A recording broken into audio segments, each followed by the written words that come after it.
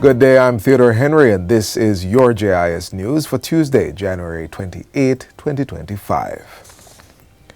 55 bridges across the island are set to be upgraded or replaced, enhancing connectivity, public safety, and economic growth. The Accelerated Bridge Renewal Program will be funded by UK Export Finance, the UK government's export credit agency. A framework agreement for the program was signed during a recent reception at the British High Commissioner's residence in Kingston. It builds on a memorandum of understanding signed in April 2024 by the Ministry of Finance and the Public Service and UK Export Finance. Here in Jamaica, UKEF has a market capacity of £5 billion and stands ready to support projects that foster economic growth and development. From providing 100% UK government-backed guarantees to facilitating collaboration between global contractors and local suppliers, UKEF is a testament to the UK's commitment to being a reliable partner for progress. The National Works Agency will oversee 2 UK firms in execution of the work. Acro Bridge will supply materials for the replacement bridges, while civil engineering firm Lagan will handle the installation of the bridges. I want to really thank the UK government for being a friend of Jamaica for a very long time. I think that this bridge program is another step in building stronger bonds, or as you say, building stronger bridges between both countries. 4 families in Westmoreland are now enjoying improved shelter as they join hundreds of Jamaicans who have benefited from government's new social housing program, NSHP. It was bittersweet for the Gray family in Bath Mountain and the Salmon family in Blackness, who both lost their patriarchs before receiving their brand new homes to help alleviate the poor conditions in which they were living. Paulette Brown of Brownyard was overcome with gladness for the home she was gifted. So too was visually impaired Jeffter McIntosh, who showed much gratitude for his new home, the kindness of the program, and his fellow community members who aided him. I am so elated to know that I am a proud, a happy. I can't even find words to describe my feelings to know that I am about to be a recipient of a nice, constructed, decent apartment to call me own for the rest of my life.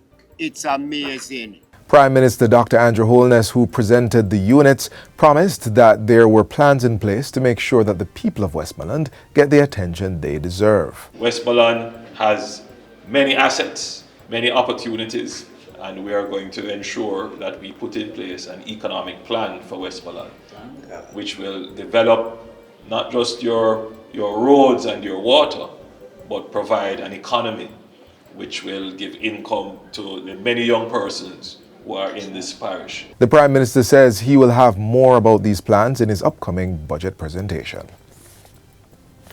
Meanwhile, the Ministry of Economic Growth and Job Creation says it is taking steps to expedite the completion of 2 NSHP houses in central Kingston, which have been delayed due to the contractor's inability to complete the project according to schedule. An update was provided in a statement from the ministry this week in response to media reports about the delayed construction. The statement reveals that the contract was terminated on December 30 last year due to non-performance.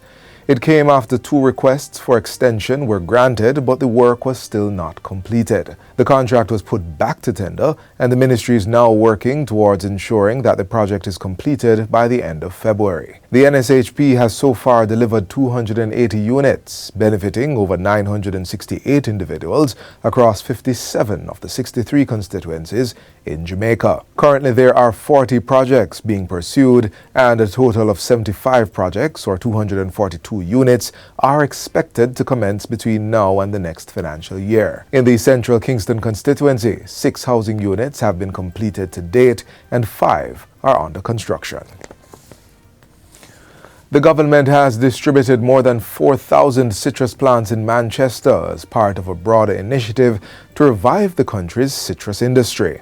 The effort comes in response to the significant decline caused by the citrus greening disease, a bacterial infection of citrus plants. Once infected, a tree can remain asymptomatic but still spread the bacteria to other trees, often leading to the death of most infected plants within a few years. Minister of Agriculture, Fisheries and Mining, Floyd Green, explains that the disease has wiped out the majority of Jamaica's citrus crops. He made the disclosure during the 20th Jamaica Stock Exchange Investments and Capital Markets Conference held recently in New Kingston. As part of ongoing efforts to rebuild the industry, former bauxite lands in Manchester are being repurposed for the citrus replanting exercise. In addition, research has been conducted to identify citrus varieties that are more resistant to the disease. The Agriculture Minister says the revitalization program includes the development of greenhouses, which are being built in collaboration with the Jamaica Bauxite Institute. There are also plans for a new program focusing on lime production,